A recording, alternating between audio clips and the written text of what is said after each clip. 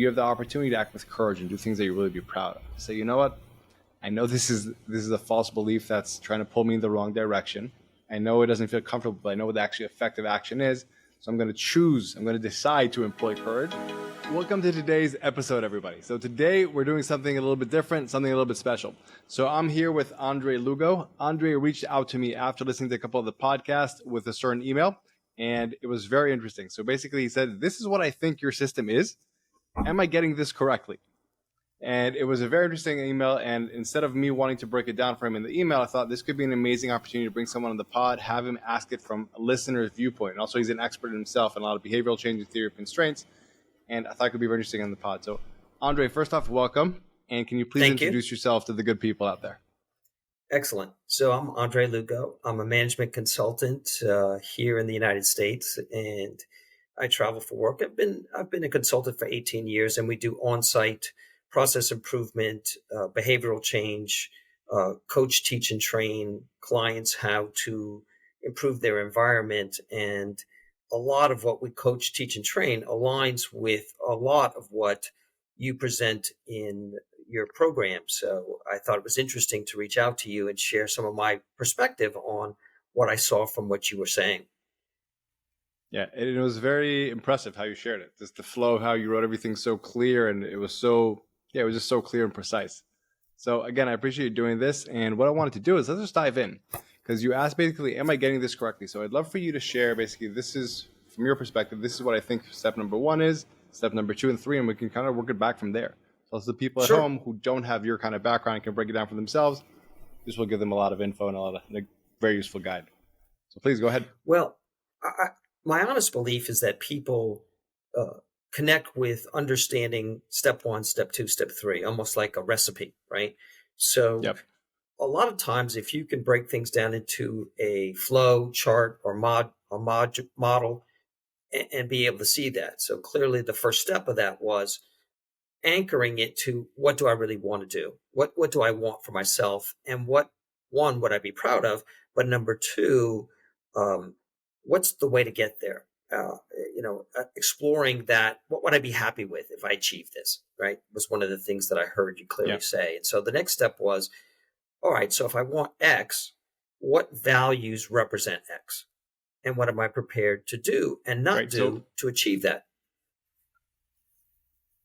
I want to pause and jump in. So to kind of break it down, even it's just clear for everybody listening out there. So what he's saying is step number 1 is getting clear on what you want and what will make you really happy in life. And beyond that, what I think perhaps we haven't clarified in the podcast enough, we also put in guardrails. So what I've noticed, especially with these hyper ambition kind of individuals, I'm one of them, we all these kind of A-types are, is that if you just ask someone what they want, they might forget about other important things along the way. And it's really important to add these guardrails of what do you not want to regret as well. Because even if you build a giant business that you're super proud of, but you neglected your family life or whatever it may be, things that are important, you're going to look back and regret. So it's getting clear on what you want, but also getting clear on what you don't want to regret. Then you have a more true north, so to speak. Absolutely. Oh, absolutely. And I think that knowing what you won't do is very critical, because it helps you, like you said, put guardrails on. And then the second step is, what values would those be? What would my future self be proud of that I did today? So what are those values I want to achieve that connect to number 1? And then defining actions in number 3. Third step is defining those actions that align with those values. So if my goal was to be persistent or to have courage, what 3 things can I do daily to demonstrate courage in my job or in what I'm trying to achieve? And then the 4th step is, okay, so now that I'm going to take these steps, and as I start doing them, what kind of fears will I experience when it gets tough? Because I love the example you gave about the seesaw with the motivation, desire, and the load on the other side. And that is so true, because once the pressure of the motivation goes away, that load starts to build back up. And then we don't understand what's causing the roadblock, and exploring those fears and insecurities and self-limiting beliefs helps us to be able to identify that. And I actually shared some of that with some clients at work, and it resonated with them. I gave a presentation on a project It's that we're great. actually working on now with some of that, and everyone in the room's faces lit up like, "Oh my gosh, this is so true." And then the last part of it is, developing those mental models that help you to do that with the if then because statement that you talked about. So if I resonate with Shaquille O'Neal, for example, in sports, what would Shaquille O'Neal do in this situation if he were faced with this, right? Would he take that final shot at the end of the game? Mm. And although, like you said, I might experience the fear, but but it's just an emotion and it's there and it's real, but I need to make sure that I can overcome that, right? And then finally, the last final step is creating that kind of tracking sheet of those actions and grading yourself each week on how well you achieved those 1 to 10, and then being able to use it as a feedback loop to go back to number one. Are these actions actually helping me to achieve what I want? Yeah, that's great. So there's a couple. First off, it's really impressive you're able to pick it up, and I'm very happy to hear it's already serving other people as well beyond what I'm doing. That's awesome. I'm happy to hear it help your clients. So the things I would add there are as follows. So like you said, the first step is getting clear on what you want and making sure that you don't regret things as well. Number two is reverse engineering. What would somebody who's going to achieve this value in life? Not just what am I connected to, what are my top values, but what would somebody who does this, actually would live this, what would they value? And then, how you said this very clearly, what are the 3 rules for each value that can actually make me do it, live that value, so to speak. Now, what we do with the tracker is as soon as that happens, we start tracking those actions. That's the first thing. We start immediately putting those actions into the tracker. Now, we're going to say, okay, you're going to start experiencing, you're going to actually try doing these things. Now, you're going to hit some friction. Because like I said, that's when the seesaw comes in and that human factor arises.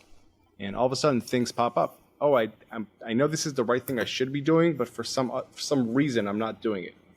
I feel weird. It feels off. And that's when we start flushing out people's subconscious. And you use the term limiting beliefs, and I know it's a very popular one. It's one that I really try to avoid. And I'll say why. I think whenever we ask someone, what do you think your limiting beliefs are, we're denying ourselves the ability to find blind spots. Because we're asking, what do you already are aware of that is limiting you? And because of that, we might not actually know what's actually going on. Instead of that, what we just do on a general level is say, let's flush out your subconscious. Let's see some of your belief structures around this subject, period. Because we might find something very interesting. And what I've noticed is that when we just go from that kind of perspective, let's not ask what you know your limiting beliefs are, but let's just flush things out. Sometimes once something gets discovered, it all of a sudden loses its impact. Wow, I had this belief. This is how I view the world. That's ridiculous. And I can see that. I never was aware of it, though.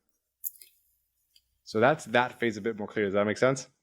Oh, absolutely. It does. And I think trying to uncover that is probably incredibly impactful, because a lot of times, like you said, I may not be aware that I have imposter syndrome, right? I might think that I'm confident. I go into meetings and I'm presenting or I'm talking or I'm engaging.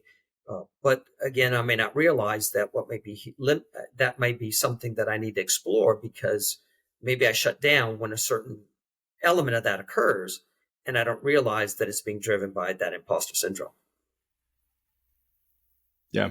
So the way I came up with this system was a lot through just trial and error, like working with a lot of people and seeing what works. And the way I figured this part out was that I had one client, they were sitting on a gold mine in their business, but for some reason they were afraid to promote it.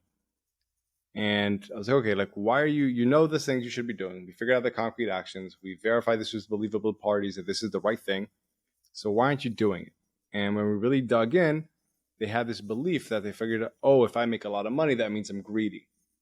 Why? Because where they grew up, they looked at rich people as people that are bad or greedy or not kind.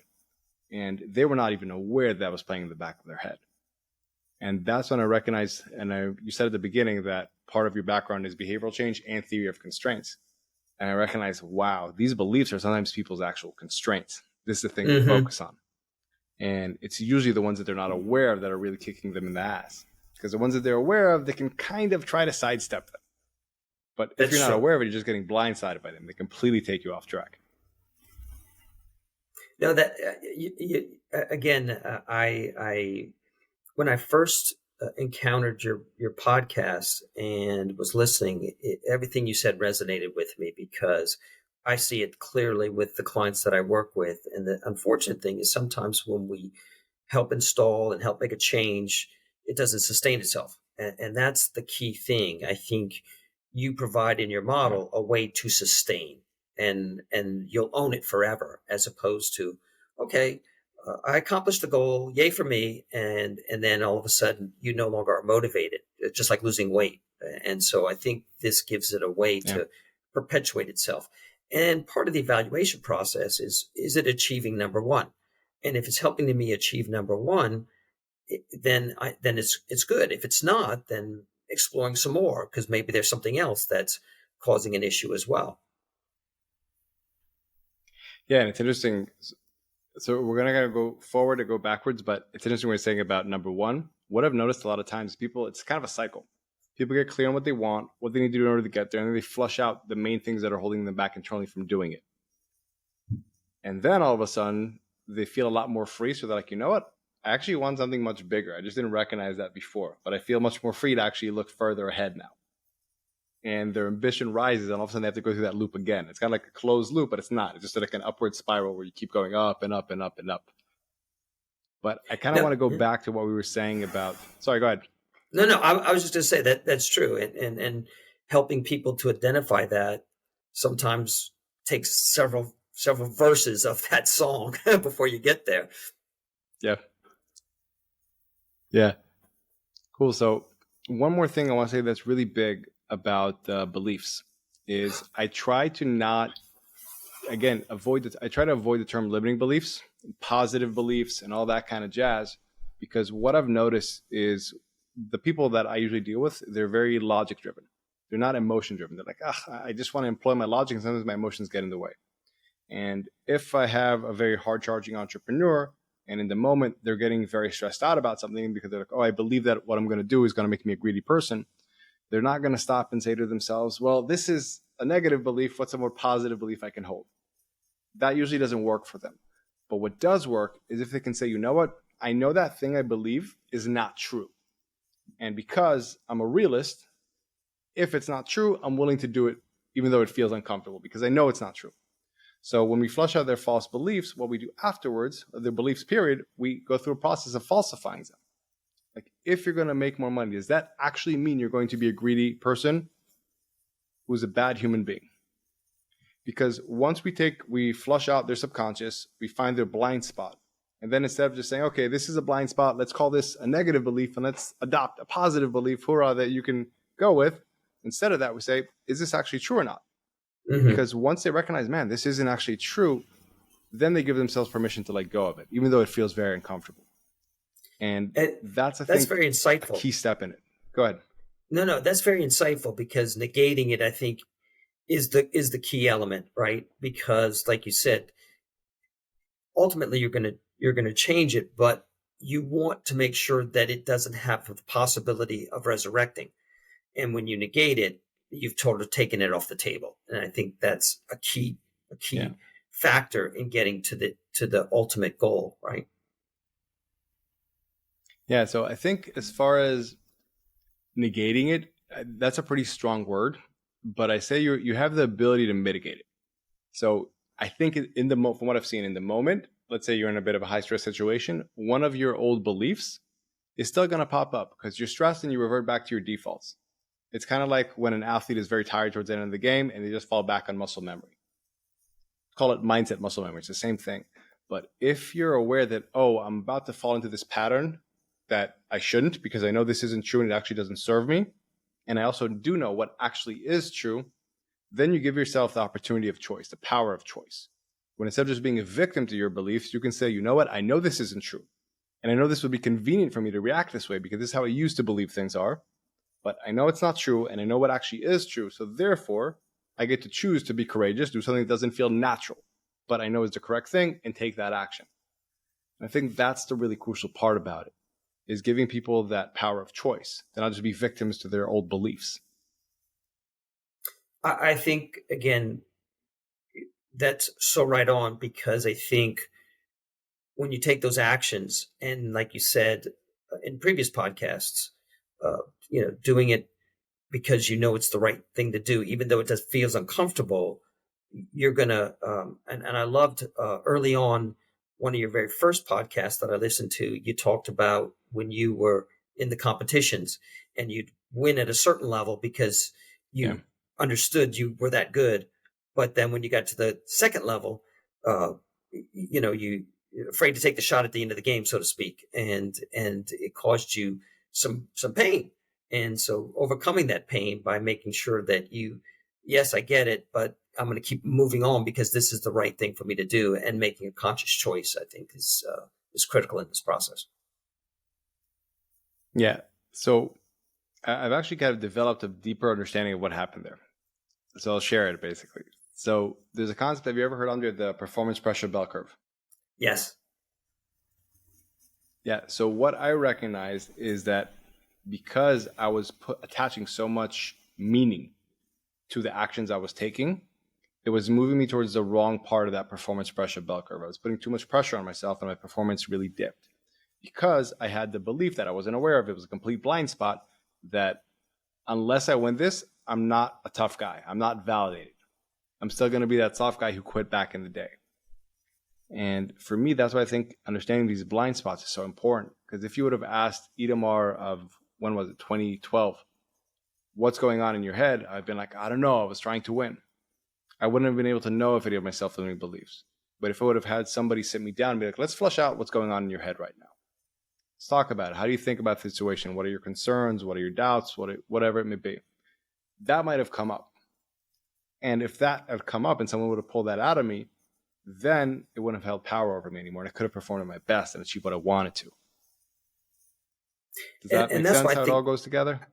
Absolutely. And that's why I think a lot of times coaching is critical, because it's an independent voice that sits down with you and says, okay, let's explore this.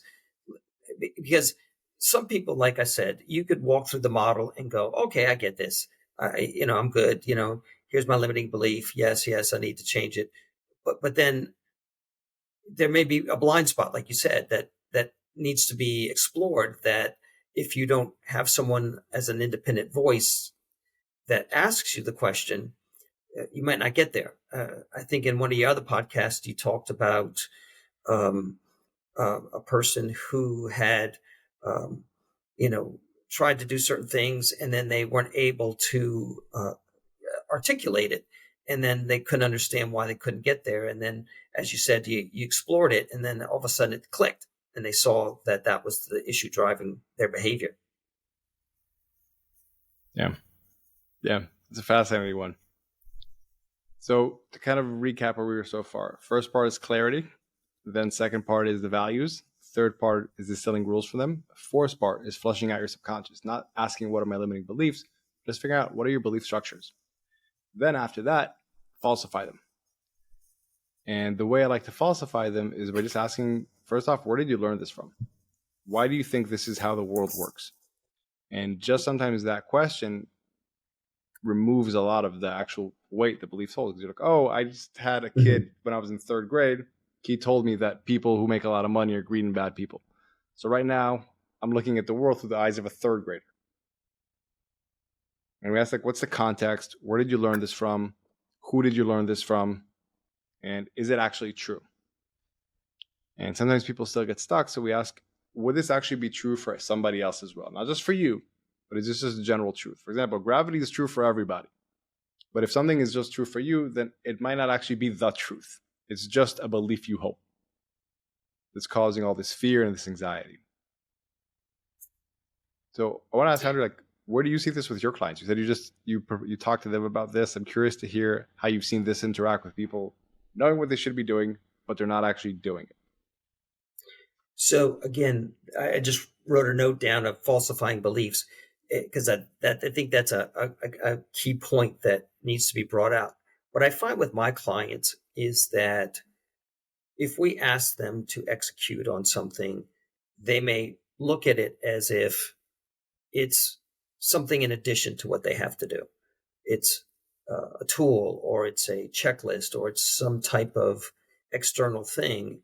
And then the internal monologue is along the lines of, why do I have to do this? I already do this every day. I know this.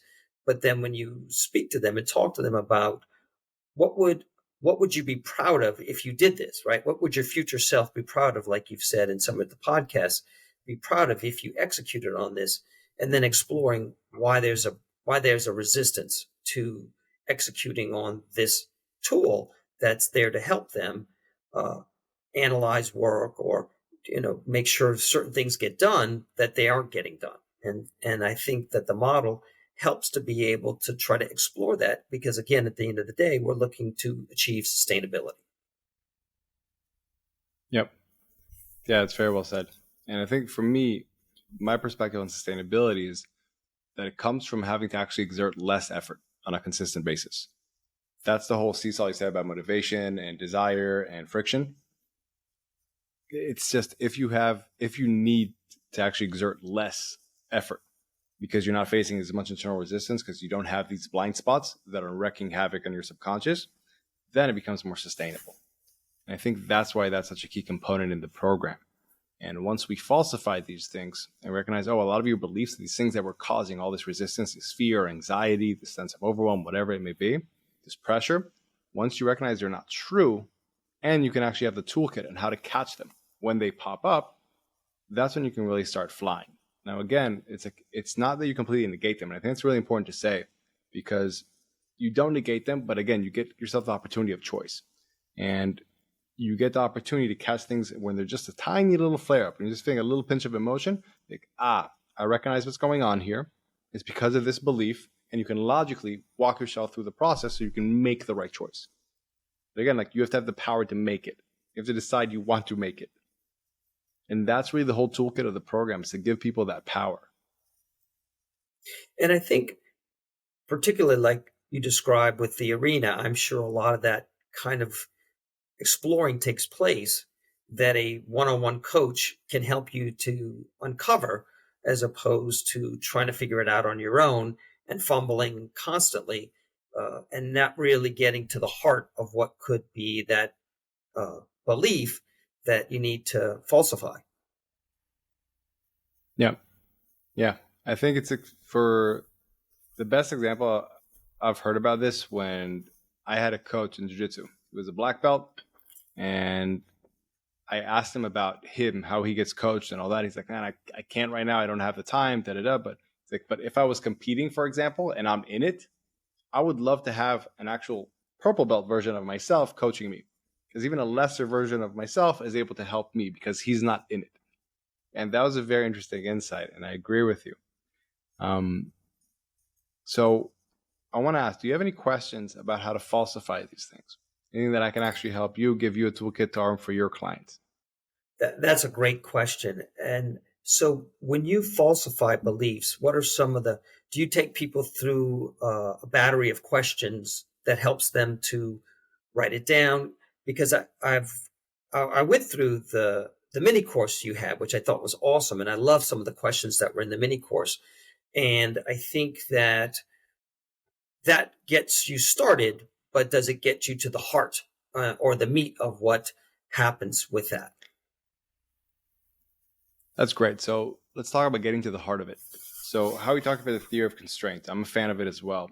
And so the reason we do things in a sequential order, by first getting clear on what you want and then what are the things you need to do, is because then after we flushed out all your beliefs, like you said, there's in the micro courses, all those structures, we can then ask, what are probably the 3 biggest inhibitors of you taking these actions? For example, if you didn't have this belief, I go back to that example just because we've used it, of making a lot of money means you're greedy, would you be able to actually launch this product and market it much more? Would you be more free to do that? Would a clone of you who doesn't have these 3 beliefs, would they be a lot more successful? And once you nail in what are people's 3 main things, that's usually the 80-20 of it. And that's getting to the heart of it.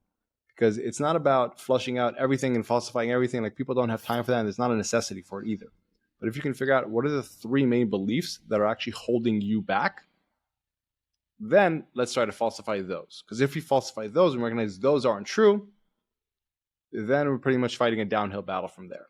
And again, it's pretty simple. Once you get to them and you can actually logically flush them out and see them in front of you on a piece of paper on a computer screen, it's amazing the power they lose. It's kind of like in the horror movies, when they only show the monster halfway through the movie, but that anticipation of not seeing it, that's what really causes havoc. It's the same thing. Once they're not an invisible wall anymore, but you're clear on what these beliefs actually are, that if I make more money, then I'm greedy. Or if I speak out in public and voice my opinion, then people will think negatively of me. You flush these things out, they lose half the power, become visible. Then the important thing is, why do I think this is true? Where did I learn this? Who taught me this? What situation showed me this? When would I learn this? For example, the whole speaking out. A lot of people are afraid to do public speaking. Why? Because then I recognize when I was in first grade during show and tell, I showed something and all the other kids laughed at me. And since then, I've had this fear of public speaking because I equate that if I speak in public, bad things will happen to me. And then you can recognize, wait, is this still something that I should follow? This happened in first grade. Is this still true for me today? For who I am with my current skill sets, my current abilities, my current position in life, and the kinds of people who I'm speaking with. And if people are still stuck there because they can't say to themselves, no, I still feel insecure, we just ask, is this true for everyone? Should everyone be afraid of public speaking or not? Because if you can recognize that, okay, this isn't true, that I should always just be afraid of public speaking because it's going to harm me, then again, you give yourself that power of choice where you can employ courage and say, I know this isn't true, so, all right, it still feels uncomfortable, but I know the correct thing for me, the more helpful thing, the more effective thing for me to do is actually to speak and give myself an opportunity to be heard, so therefore I need to do it. So, Itamar, if I understood you correctly, in order to falsify beliefs, we kind of want to look at the biggest three examples of what they believe are their biggest fears. And then the second thing is, why do I still... sorry, I'm gonna butt in because this is really important. So go ahead. It's not about the three biggest fears in general. It's about what three main beliefs could be holding them back from taking those specific actions that we figured out. But beyond that, not just their three main beliefs in general, but the main beliefs that are stopping them from taking the specific actions that we figure out they need to take now in the rules. Yeah, so the beliefs really are tied to...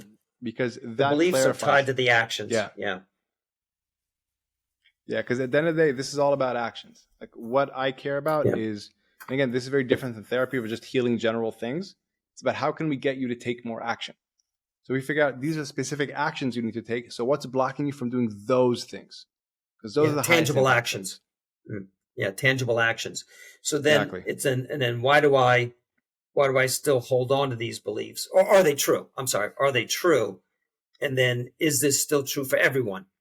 And then from there, it gives you a point of clarity. And then that's where you're prepared to address it. Yep. It's where you're beyond prepared to address it. You have the ability to recognize this isn't true. And you have the ability to decide, do I want to keep going in line with this belief? Or do I want to do what would actually serve me? And I think a big part of it is recognizing that it's still going to feel uncomfortable. That's really important. I think when people tell themselves, oh, okay, this is behind me, I've negated it, it doesn't matter anymore, it's not going to affect me, that's when they get blindsided. Because it still is going to affect you. It's what you naturally do, it's how you naturally think. But again, you're trying to grow, you're trying to change and evolve. So it's really important to accept that, okay, when I'm about to do this big thing, for example, I'm about to go do a public speaking gig, I recognize that I'm still going to feel uncomfortable. But when I start feeling a certain way, I start recognizing that I'm getting nervous or anxious, and I start going into my head about it, and say to myself, wait. I'm getting nervous because I have this belief, because of what happened in the first grade. And I know it's not relevant for today. So while I recognize that I'm still going to feel nervous, there's nothing really for me to feel nervous about. So I don't need to backtrack, but I need to go ahead and do what I need to do.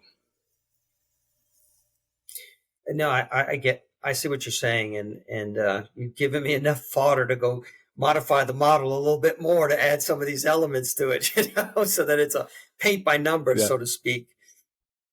But I'm sure, that's where the probably the crux of getting through it is in that looking at those three beliefs that are holding you back from taking the action you need to, so that do you still Yeah. believe that they're true? And I now have power to address it and take some corrective action or progressive action, or not. And but hopefully, you know, you've given people such a freedom to be able to make that next choice. It's sort of Yep. prescriptive that you can take that next choice, and it's not going to be as scary as you think, like you said, with the monster at the end of the movie, right?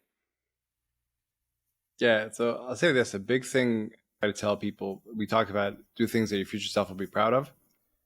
We give everybody the ability to act with courage and do the right thing.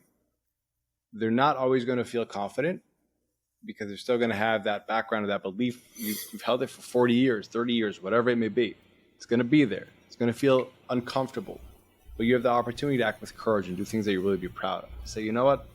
I know this is a false belief that's trying to pull me in the wrong direction. I know it doesn't feel comfortable, but I know what the actually effective action is. So I'm going to decide to employ courage, and I'm going to do that. And I think through that process, people can feel a great sense of pride and personal accomplishment.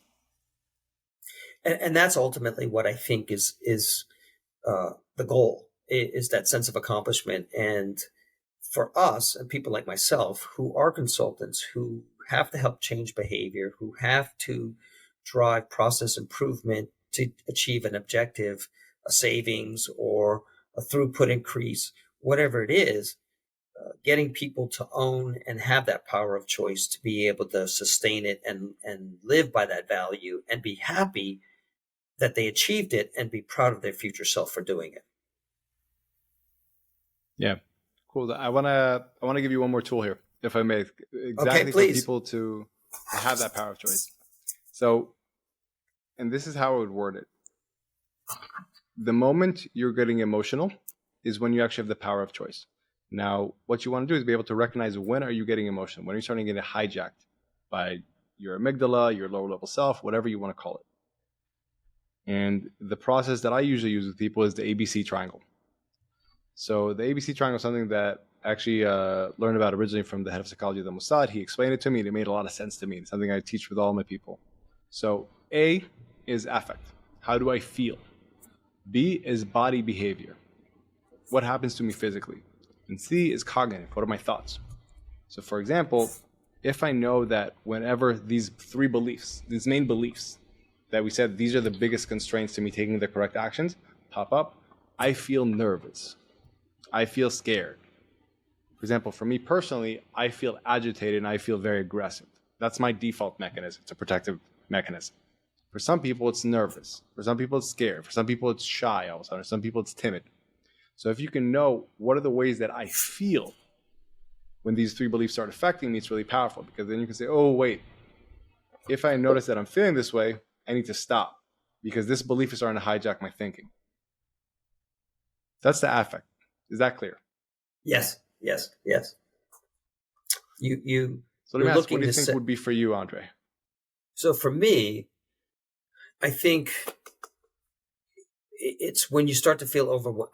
When I start to feel overwhelmed, like my plate's getting full with trying to Yeah. get the client to achieve an objective, that I want them to take an action that they're resisting for some reason. And then I feel myself getting, that anxiety of, I got to get this done, because if I don't, it's, or I back off from What does that coaching say about them. me? Yeah, exactly. Beautiful. Great. So it's anxiety and overwhelm for you. Awesome. So let's move to B. B is body behavior. So what happens to me physically? For some people, they slam doors, they type really hard at the keyboard. For some people, it's also cravings. Let's say for food. For some people, it's drugs. For some people, it's sex or pornography, whatever it may be. Like for me, my main way physical is that I recognize I get very antsy. Like I need to go work out, or I clench my jaw, or my nostrils flare. When that happens again, that means I'm getting really agitated. And that's how physically, like if my wife is in the room, she'd be like, oh, Itamar is agitated right now. I can see it very clearly on him.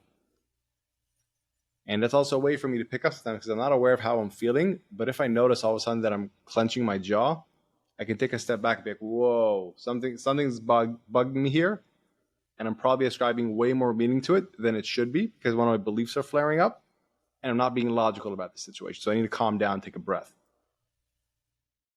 So what do That's you think excellent. that would be for you, the body Yeah, behavior? for me, I would say I know for me, I start to feel a certain amount of stress, and I want to become very curt, and I want to cut people. It's like I don't want to hear. I want people to stop talking to me. I want to shut down Hmm. any kind of resistance that I'm experiencing. Okay, so that's going to be cognitive, but what do you think physically? So let me ask this: your wife, if I asked her, how would I be able to see visually? What would I see in Andre when he gets stressed or anxious or overwhelmed?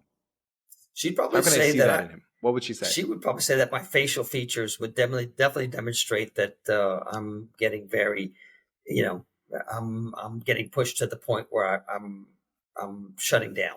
Yeah. Yeah, great. So that's something for you to know. Say, okay, when I notice that I'm making a face, Mm-hmm. that's when I got to take a step back. Now, the last part, that's the cognitive. That's what goes on in my head.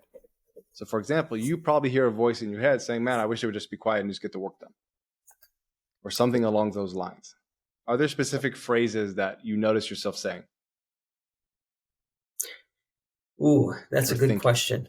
Um, I think a lot of times, yeah, I could start to say things like, okay, I don't want to hear anymore. This is what needs to happen, and it needs to happen now.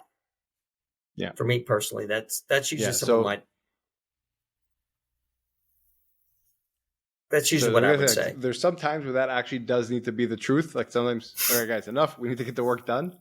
But do you notice yourself saying things in your head? Like, why is this person not getting it? Are they this? Yeah, I would Are they definitely say that? that. I Are there say any that too, judgmental things? because Yeah. sometimes. So do you have any? Sorry, go ahead. No, I was just going to say sometimes I can default to that, um, but other times when I'm really cognizant, I may say, okay, what do I need to do differently here to get it? Because this approach isn't working.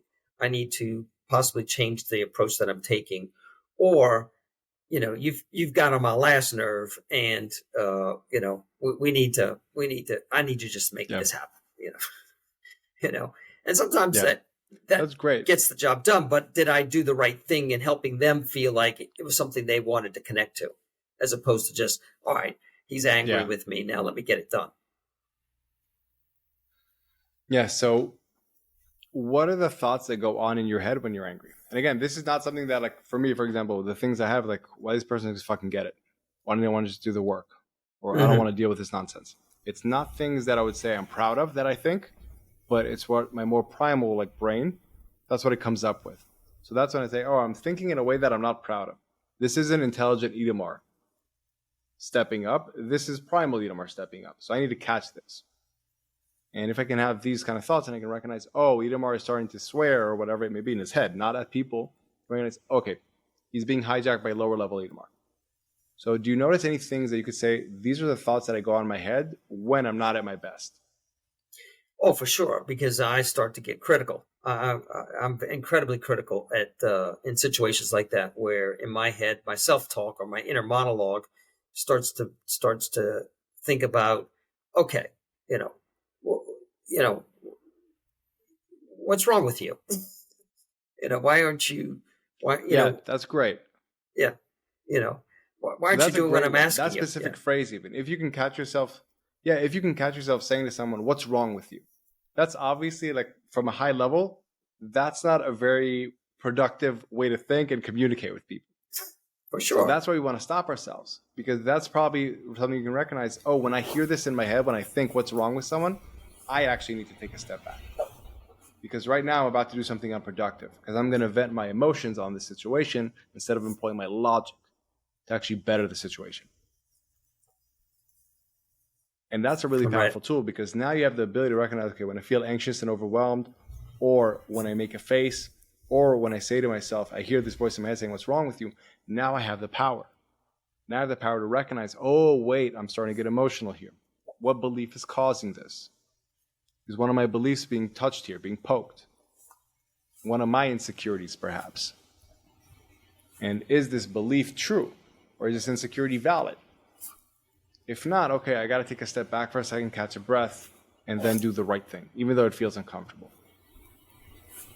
And that tool of recognizing when you get emotional, that gives you the opportunity to be in a position of power.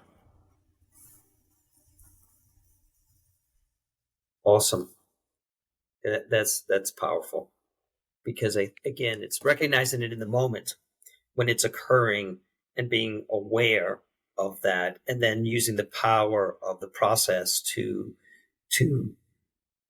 double down on the right thing, and understand what emotion is potentially driving that, and then realize, ooh, we want to stop that. Yeah, and the beauty of it is if you do the legwork of, again, clarifying what you want, what you don't want to regret, what are the correct values and actions that you need to distill from that, and then what are the main beliefs that would cause you to not do that, and if they're true or not, all of a sudden you can compress time because you've done the legwork. So when you catch yourself in a moment starting to get a little bit emotional, in a matter of a couple seconds, and again, the more you do it, the better you get at it, you can all of a sudden get yourself to a place where you recognize, oh, Itamar's being emotional here. He's about to do something that's not actually going to serve the goal. It's not the action that he should be taking. So why is he about to do this? Oh, because it's poking at an insecurity of his. And he has a belief that if this happens, he won't get what he actually wants. Or something's bad is going to happen to him. But it's not true. And I know this isn't true. So I need to take a step back, take a breath, be calm, and actually do the correct thing, even if it feels uncomfortable. And when you do all that legwork, you can really compress time. And if you have that also ability to catch yourself when you need to actually do that mental model, when you need to enact it, when you start getting emotional, it's a very powerful thing. Oh, I agree. Well, from everything you just said and we discussed, being able to catch yourself in that moment and then be able to arrest it, so to speak, with the mental model, because you've, like you said, did the legwork. Now it becomes easier to say, okay, I can now compress time, make the switch, and not have to spend the next couple of hours trying to calm down from that emotional, moment. Yeah.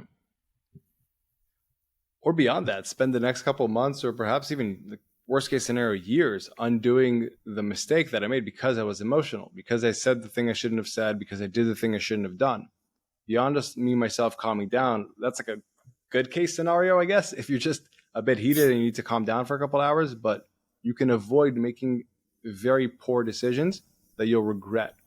Because again, if you can not act in an irrational, emotional way, but employ your logic and do the correct things that will align towards your goals, that's how you win. But if you're getting hijacked by your emotions, it's a tough out. And that's really what I want to empower people, to not get hijacked by their emotions. I'm writing notes as we're talking. So yeah, I don't want this podcast to go too long, but I want to ask, do you have... Sorry, go ahead. No, I was just going to say, I mean, these are good things because you want to be able, for someone like myself, I want to be able to also help clients be able to work through these kinds of things in their own situations quickly, so that the thing that we need to achieve as a team gets accomplished, as opposed to, yeah, we forced it, but now we walk away and come back in 2 months and they're back to square one. Yeah. So let me ask this. Do you have any last questions? Something you say, this is something I'm curious about. How would I do this? You've had a case that you said, this is a client of mine. He's been stuck here. I haven't been able to do this. Anything that I could help out with while we're here? Well, that's a great question. So I think for me, the big thing would be when you have a client that is just giving you pushback just because they don't want to do something, and you're trying not to demonstrate frustration or anxiety or anger, great ways to redirect the discussions so that it gets them to explore what they need to do rather than trying to convince them. Okay. Do I have your permission to be honest with you? Yes. There's probably something there that's your own stuff that you're projecting onto the situation beyond the client itself. Because if they don't want to do it, that shouldn't make you feel a certain way. It should logically be like, okay, if this person doesn't want to win, I'm going to try to help them. But at the end of the day, that's on them.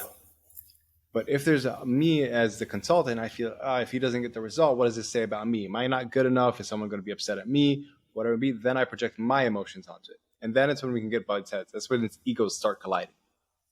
So first off, it's recognizing that I shouldn't be projecting my own stuff onto this situation. I'm okay. I have a track record. Like I know you have a very long track record. You've worked internationally. And that's the thing to recognize first. Not everybody wants to do the work. And that's accepting it. And I'm assuming that also a lot of the guys you work with, they might not be paying for their consults. It's their company. Is that correct?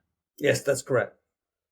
Yeah. So, and that's a challenging thing from my experience. Like I've worked with some big CEOs as well that the founders pay, not the CEO. And it's always more challenging because there's not as much buy-in. So that's the first thing to recognize, that you don't need to take that as a personal thing that they're against you. Because once we do that, then we start butting heads. As like our egos just start butting heads. Now, with that said, if they don't want to take action, what I've found is a question that really pokes people. Be like, do you want the result? Let's be honest here. And if they say yes, then we have to confront them with the truth in a very, I'm extremely blunt and straightforward with what I say. And I'm extremely compassionate and caring with how I say it and the tonality of it. So I would say, listen, man, do you want to achieve this result? Yes or no, truthfully. Let me calm down the whole voice. Do you want this result? And they'll say yes. Be like, okay, so are we on our way to get there? Honestly, is that how, what do you think? They'll be like, ish. Can I be honest with you? And at first, like I asked you this, but I disarm people with a question. Because as soon as I ask someone, can I be honest with you? Or do I want your permission to be honest with you? All of a sudden you recognize, oh, this is an ally. He's asking me. He's not just talking at me. And once we become allies, say, like, so here's the deal. What we're doing right now, it's not going to get us there. And notice the words I'm using, it's us. We're a team here. We're trying to do this together. Like, I absolutely know that we can get to the goal if we do these things. But what I'm noticing in you is that there's a part of you, not you, there's a part of you that's showing some resistance here. So let's figure out what that part is so that we can get you to the finish line. You can win and you can have all the rewards that you want, that you can earn. And usually that creates a big shift in people because they recognize I'm an ally, and I'm not placing the blame on them. I think there's a part of you that's struggling with this. I can tell you want to win, but there's something in you that's holding you back. So let's figure out what that is together. All of a sudden, they don't feel attacked. They don't feel attacked. They can open up. But with that said, some people just don't want to win. That's the reality of it. And I think it's also something important to accept. Not everybody that you don't see results with, it's not always your fault. There's fit issues. Some people just don't want to win. They rather play politics or whatever it may be. And that's just the reality of it. And that's true. And I think you speak right to the point of a lot of what we experience sometimes. When the sponsor's not when the company owner or is paying, is the sponsor of the project, but the people that are going to be impacted by our work don't necessarily have invited us. It's, again, trying to overcome those challenges. So I think you articulated that. Yeah. I wrote some notes on what you just said, and definitely I think good stuff, particularly asking for the permission, because I think that, like you said, takes it off of the ego and puts it clearly in the situation of, do I have your permission to be honest? And I like that approach. Yeah. And it's a very subtle thing, but it almost makes them feel like they're on a higher ground than me. Because if I have to ask their permission, then they're higher than me, then I'm treating them with respect. And all of a sudden, they don't feel like I'm the consultant that's coming above them, so therefore they have to puff their chest and defend their ego. Because if he's asking me for permission, then there's not this power struggle anymore. So I can be more open. It's like whenever I want to drop a very, it's called a bomb on someone, where I have to say something that's very direct, it could be very painful. That's always a preemptive question I ask. because they recognize that I'm about to say, and like all my clients know this, that when I say that to them, they're like, okay, what's coming? But they recognize that I'm asking their permission because I want to help them. So whatever I say afterwards, it comes with a completely different sense attached to it. And again, what we're looking to do is be that trusted advisor, be that person that they look and see value from, so that they want to listen to what we have to say. So yes, absolutely. I think that's definitely great. Cool. Any other last questions? Do you have any one more we have time for?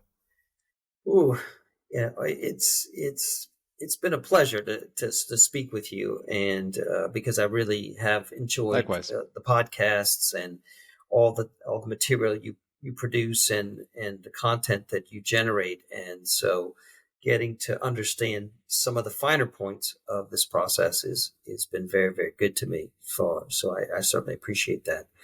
Um, I guess the question is, do you find that in the guys that you actually work with, do you find that the majority are taking the actions that you help them, that you explore with them, and are they finding themselves choosing success at the end of the day? Oh, that's such a good question. Choosing success. I like that. So truthfully, yes. So the guys that I work with, I say this. First off, I'm very selective of who I work with. It's also a part of it. I don't take on people that I don't think are actually going to be about it. Like a big thing that I say internally to the team is like, we help winners win. We help people who really want to win, but they're struggling. They're like, man, I really want to do it, but I feel like I'm holding myself back. I'm stuck on something. I really want to win though. We help those people get over the hump and remove this stuff. So we put ourselves in a position to work with people who are going to win. And I think that's been the biggest part. It's not about trying to help people who are just lazy or unmotivated or resistance. Like I'm not trying to convert anyone from being completely unmotivated, a couch potato, to all of a sudden wanting to conquer the world. We purposely try to choose people who want to do big things and are also have a certain level of ownership and humility to say, you know what, I want to do the work. I just want to find someone I can respect to actually guide me through this process. And because we find those right people and we put them in the right groups, and we're very selective about it because we don't want the wrong person to infiltrate those groups and ruin the entire atmosphere, people do see success. That's awesome. I appreciate that. Thank you so much. I mean, that makes so much sense, because you definitely want to work with people who, like you said, we help winners win. I wrote that down and put it in a box because I think that soundbite is so poignant to what helps people understand that if you're going to be allowed into this group, you need to be a person, or we perceive you as a person who really wants to take it to the next level and win big. Yeah. Awesome. Andre, I want to say thank you for doing this, man. Thank you, first off, for sending that email with the flow chart. It was very interesting to see, and also I really appreciate it. I put out this content. Sometimes you never know how people react to it, so seeing somebody go through that effort to put it all together and say this is very helpful, it was very nice to see, and it also honestly taught me a lesson. Like I do not do that kind of thing enough for people that I also want to connect with, and I should, because it's a very powerful way to connect with people and reach out and say, I really respect what you've done. This is what I think about it. And it's a lesson that I need to do more of it myself as well. So thank you for teaching me that lesson and showing it to me. Well, I think, like I said in the email, it's like the Rosetta Stone of really trying to put it all together, because I think it's a cool roadmap on how people can really see what you're doing and be able to visually get it, right? And so executing on what we've just talked about in the whole process is just incredible. I think it's awesome, because there are so many people out there that need that kind of help, and they're struggling to succeed and they fail and they can't understand why. And so I love the way every step of your process anchors you back to certain elements that if you do them, they follow from each other. And then the check sheet at the end, gives you a way weekly to see, am I doing it? Is it helping me? So that's awesome. Yeah. Awesome. All right. Thank you very much, Andre. Appreciate your time, and we'll see everyone on the next episode. Thank you. Bye, guys.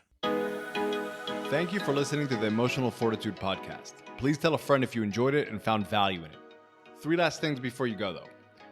If you feel like someone else with your exact skill set and abilities could be accomplishing more than you currently are, that's a mindset and emotional access issue. And here are 3 ways I'd love to help you conquer any internal limitations, go big, and win. 1. 3 Quick Ideas Tuesday newsletter. It's a weekly email with 3 quick ideas around one aspect of elite performance and how to approach it differently to get better and faster results. People say it's the most thought-provoking and impactful 2 minutes they spend in their inbox each week. It's easy to sign up to and easy to cancel, and you can sign up at itamarmarani.com/3ideas. 2 is the Emotional Fortitude Micro Course. It will help you build the emotional fortitude and confidently tackle any goal. It's the complete, nothing held back emotional fortitude system in 5 simple parts. It's all under 5 minutes each module. See it, use it, and win. And it's completely free at itamarmarani.com/course. And number 3, lastly, if you want to dive in and aggressively level up, the Arena Mindset Accelerator might be for you. It's a 6-week intense sprint for entrepreneurs who are up for a dramatic transformation. It's an interactive live program where you'll be working with me in a very hands-on way to get clarity on what you want, build an effective mindset to optimize for your goals, and establish elite emotional fortitude that would allow you to overcome any fear or doubt that could get in your way. You can learn more at itamarmarani.com/accelerator. You can find all of these links in the show notes below or go to itamarmarani.com and have a look around. Until next time, who dares wins.